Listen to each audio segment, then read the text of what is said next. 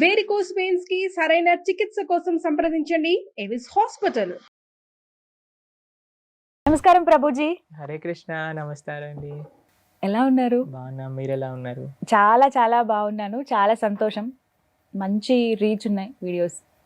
అన్నిటికన్నా కూడా వాళ్ళకు ఉపయోగపడుతున్నాయి. మా కోసమే చెప్పారా ప్రభుజీ అన్నట్టుగా చాలా మంది ఫీల్ అవుతున్నారు. వాళ్ళ సమస్యలు కూడా క్వశ్చన్స్ అంటే కామెంట్స్ రూపంలో అడుగుతూ ఉన్నారు చాలా మంది. బట్ ఏకాదశి వ్రతాలని కూడా ఆచరిస్తూ ఉంటారు. ఆ వ్రతాలు ఎలా చేయాలి, చేస్తే ఏమిటి అనేది కూడా చాలా మంది ఒక క్వశ్చన్ అడుగుతూ ఉన్నారు. ఆచరించే విధానం చెప్పండి, అలాగే చేస్తే కలిగేటువంటి ఫలితం ఏమిటి, ఎందుకు చేయాలి అనేది కూడా వివరించండి. అన్నిటికంటే గొప్పదైన వ్రతం ఏదైనా ఉంటే అది ఏకాదశి వ్రతం. అన్ని వ్రతాలు చేసి ఏకాదశి చేయకపోయారనుకోండి, ఏ వ్రతం ఫలితం రాదు. ఓ, ఏకాదశి వ్రతం ఒక్కటి చేసి ఏ వ్రతము చేయలేదనుకోండి, అన్ని వ్రతాల ఫలితం ఏకాదశి ఇవ్వగలుగుతాం. మన శాస్త్రంలో ఉపవాసం అని చెప్పింది కేవలం ఏకాదశికి మాత్రమే. ఓ, కానీ చాలా మంది ఈ రోజు మేము ఉపవాసం చేస్తున్నామండి, ఆ రోజు ఉపవాసం చేస్తున్నామండి, అలా ఇలా చెప్తారు. కానీ ఎక్కడ కూడా అంత నియమంగా ఉపవాసం గురించి చెప్పింది మన శాస్త్రంలో, అంత నియమంగా ఉండాలి అని చెప్పింది కేవలం ఏకాదశికి మాత్రమే. విష్ణువాసరము అని అంటారు. అన్నిటికంటే favourite day of lord Vishnu Ekadashi. Ekadashi వ్రతం వల్ల అసలండి దాని వల్ల వచ్చే ఆధ్యాత్మిక బెనిఫిట్స్ అనేవి మనం చెప్పలేము. ఉపవాసం అంటే ఫస్ట్ అందరూ మేము ఒకసారి ఏకాదశి వ్రతం గురించి చెప్పామండి, ఎలా ఉపవాసం ఉండాలి అన్ని విషయాలు చెప్పాక ఒకళ్ళు హ్యాండ్ రేస్ చేశారనమాట, మాకు ప్రశ్న ఉంది అని. అయితే ఏం ప్రశ్న ఉంది అని అడిగితే, ఏకాదశి రోజు ఏం తినచ్చండి అని ప్రశ్న అడిగారు అనమాట. గంట సేపు నేను లెక్చర్ ఏకాదశి ఉపవాసం ఎందుకు చేయాలి అని చెప్పాక ఏకాదశి రోజు ఏం తినచ్చు అని లెక్చర్ క్వశ్చన్ అడుగుతున్నారనమాట. అయితే ఉపవాసము అంటే ఏంటో ఫస్ట్ అర్థం చేసుకుందాం. ఉప అంటే దగ్గరగా, వాసం అని అంటే ఉండటం. ఉపవాసం అని అంటే భగవంతుడికి దగ్గరగా ఉండటం. ఏ ఉపవాసానికంటే ఇదే నియమం అండి. చాలా మంది ఏం చేస్తారు తెలుసా అండి, మేము ఈరోజు కటిక ఉపవాసం, నీళ్లు కూడా స్వీకరించట్లేదు అని హ్యాపీగా టీవీ ఆన్ చేసుకొని ఇలా బెడ్ పైన పడుకొని ప్రొద్దున నుంచి రాత్రి రాకే ఏ సీరియల్లో ఏ సినిమాలు చూస్తూ ఉంటారు. అయ్యా లేచి గుడికి రండి అండి, నామం లేదు, శరీరంలో ఓపిక లేదు, నిర్జల వ్రతం ఈరోజు.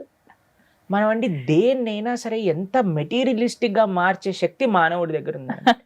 శివరాత్రి రోజు జాగరణ చేయండి అంటే లేట్ నైట్ షోలు వాటిలలో సినిమా థియేటర్లో కూర్చొని జాగరణ చేస్తుంటారు.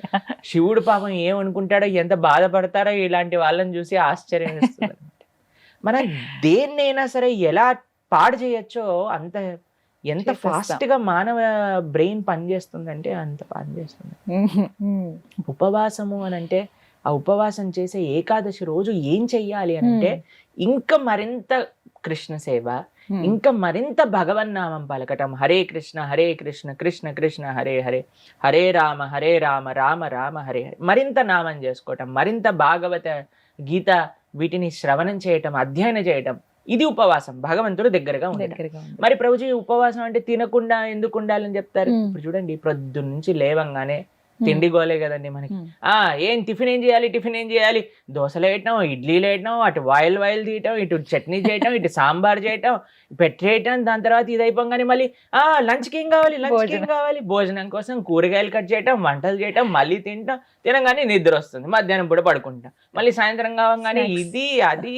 దాని తర్వాత మళ్ళీ రాత్రి డిన్నర్ ఏంటి, స్విగ్గీ జొమాటో అవి ఇవి, మళ్ళీ కిచెన్ క్లీన్ చేసుకోవడం, తూడ్చుకోవడం, బాసనలు తోముకోవడం, వీటిలలోనే రోజంతా పోతుంది.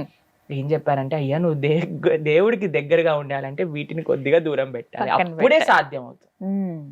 తినకపోయామనుకోండి, కొద్దిగా తగ్గించామనుకోండి, మనకి నిద్ర రాదు అంతగా.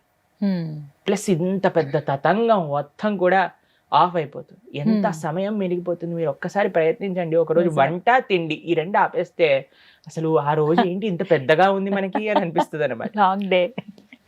ఎందుకంటే అంత సమయం మనకు ఉండిపోతుంది. కాబట్టి ఏకాదశి రోజు ఏంటి నియమం, ముఖ్య నియమం ఏంటి అని అంటే, ఎంత వీలైతే అంత భక్తితో ఉండటం, భగవంతుడి యొక్క ఆరాధన చేయటం, ఆలయానికి వెళ్ళడం, వైష్ణవుల సేవ చేసుకోవటం, భగవన్నామాన్ని జపం చేయటం, గీతా భాగవతాలు శ్రవణం చేయటం, సత్సంగంలో ఉండటం. ఇది ఏకాదశి ముఖ్య నియమం.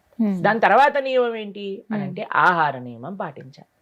ఏంటి ఆహార నియమం ఆహార నియమం. పాటించాలి అని అంటే ధాన్యంలో ఏకాదశి రోజు పాప పురుషుడు ఉంటాడు అని చెప్తారనమాట. ఓ ధాన్యం అని అంటే రైస్, దాల్, పప్పులు, తర్వాత గోధుమలు, తర్వాత వరి, వీటన్నిటిలో అనమాట. కాబట్టి ఆ రోజు మనం వీటి నుంచి దూరంగా ఉండి మరి ఏం స్వీకరించవచ్చు మరి ఆ అంటే రోజు- పాలు, పండ్లు. ఓ తర్వాత మీకు అవి కూడా కాదండి, మరి మాకు ఇంకా శరీరం సహకరించట్లేదు, కొంతమంది ఉంటారు కదండి, బీపీ ఉంటుంది, షుగర్ అవును. ఉంటుంది, అటువంటి వాళ్ళు ఏం చేస్తారు అని అంటే మీకు సగ్గు బియ్యం అని దొరుకుతాయి, లేదా కొర్రలు అని దొరుకుతాయి అనమాట. వాటిని ఇవన్నీ కొన్ని ఏకాదశి రోజు స్వీకరించవచ్చు అని ఎలవ్ చేసినాం అనమాట. కాబట్టి ఇప్పుడు సరే ప్రభుజీ సాబుదానా సగ్గుబియ్యం ఎలవ్ చేశారంటే సగ్గుబియ్యం పాయసం, సగ్గుబియ్యం వడలు, సగ్గుబియ్యం ఉప్మా, అన్ని ఒక 10-15 రకాలు చేసుకొని తినమని చెప్పట్లేదండి మేము. ఎవరికైతే వీలుంటుందో ఒక్క రకం చేసుకోండి, వాటిని ఆహారాన్ని స్వీకరించి శరీరం బాగుండేటట్టుగా చూసుకొని భగవంతుడి యొక్క సేవలో పెట్టుకో.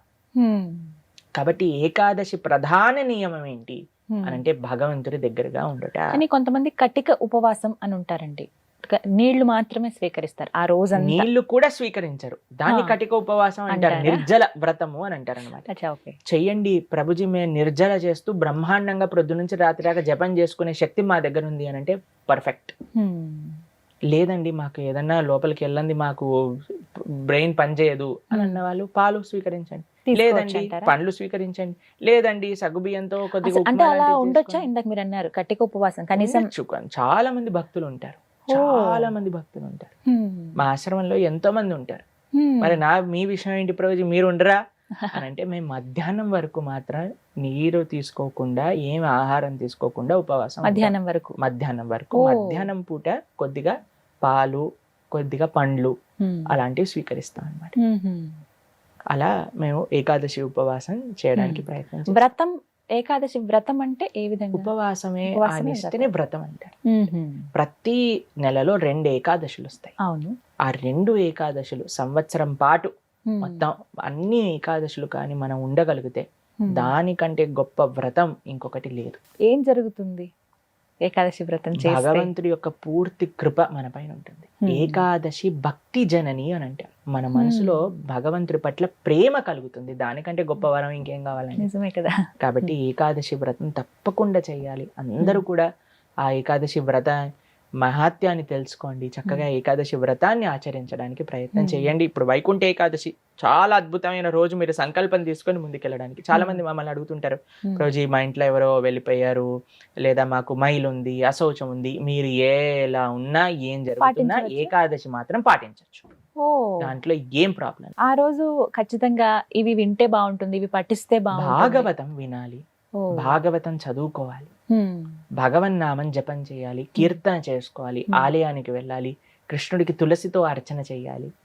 ఇవన్నీ ఏకాదశికి చాలా మంచి. ఆ రోజున ప్రత్యేకించి ఉత్తర ద్వార దర్శనం ఉంటుంది. అవును, వైకుంఠ ద్వార దర్శనము అని అంటారు. అన్ని ఆలయాలలో మనకి కలుగుతుంది. చక్కగా దర్శనం చేసుకొని వైకుంఠ ఏకాదశి కాదండి, అన్ని ఏకాదశులకి ఇవే నియమాలు. భగవద్ ఆరాధన, భగవన్నామ జపం, భాగవత స్మరణ, ఇవే అన్ని ఏకాదశి. కాబట్టి తప్పకుండా ప్రతి ఒక్కళ్ళు చేయాల్సిన వ్రతం ఏకాదశి వ్రతం. ఎవరైనా ఆచరించవచ్చు, ఏ వయసు వాళ్ళైనా కూడా చేయవచ్చు, చేయదగింది అని అంటే కనుక. ఎస్, చేయగలమన్న ఓపిక ఉండాలి, ఆ ఆసక్తి, ఆ నిష్ట ఉంటే ఖచ్చితంగా ఎవరైనా పాటించవచ్చు అంటారు.